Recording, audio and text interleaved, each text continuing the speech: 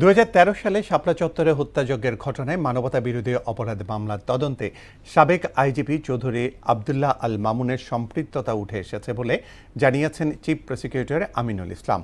এই কারণে মামুনকে এই মামলার আসামি করা হবে। এদিকে মোহাম্মদপুরে ৯ জন হত্যা মামলার নানক তাপস সহ ২৮ জনের বিরুদ্ধে অভিযোগ গঠনের বিষয়ে শুনানি পিছিয়েছে। মুদাসির আলী প্রতিবেদন।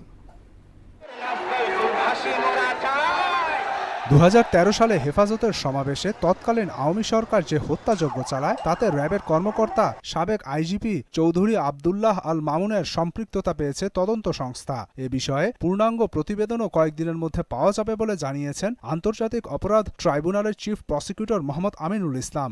মামলায় এখন পর্যন্ত মামুন সহ গ্রেপ্তার রয়েছেন ৪ জন। চৌধুরী আবদুল্লাহ আল মামুন সহ অনেক কর্মকর্তাদের সম্পৃক্ততা আমরা পাচ্ছি এবং আগামী 10-15 দিনের মধ্যে আমরা চেষ্টা করছি যে শাপলা চত্বর যে একটা নারকীয় হত্যাযজ্ঞ যেটা হয়েছে, একটা সারা পৃথিবীর মানুষের বিবেকবান মানুষকে যারা আহত করেছে এই মানবতা বিরোধী অপরাধ, সেটার মধ্যে আমরা যাদের সম্পৃক্ততাই পাওয়া যাবে প্রত্যেককে আমরা বিচারের আওতায় নিয়ে আসবো। এদিকে ২৪-এর গণ অভ্যুত্থানে মোহাম্মদপুরে ৯ জন হত্যা মামলায় অভিযোগ গঠনের বিষয়ে শুনানির দিন দ্বিতীয় দফায় পিছিয়ে ২৬ এপ্রিল দিন ধার্য করেছেন ট্রাইব্যুনাল। আন্তর্জাতিক অপরাধ ট্রাইব্যুনাল ১ এদিন ধার্য করেন।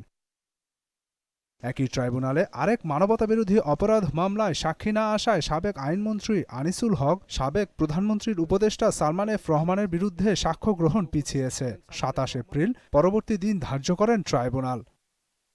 অন্যদিকে ট্রাইব্যুনাল ২-তে ২৪-এর গণ অভ্যুত্থানের যাত্রাবাড়িতে তাইম হত্যা মামলায় সাক্ষ্য দিয়েছেন তারই বাবা পুলিশের এসআই ময়নাল হোসেন ভূঁইয়া। তিনি অভিযোগ করেন তাইম হত্যার ঘটনায় যে পুলিশ কর্মকর্তা সুরতহাল প্রতিবেদন করেন তাতে ঊর্ধ্বতন কর্তৃপক্ষের নির্দেশে শরীরে গুলির চিহ্ন উল্লেখ করেননি ওই পুলিশ কর্মকর্তা। মুদাসসির আলী, মোহনা সংবাদ, ঢাকা।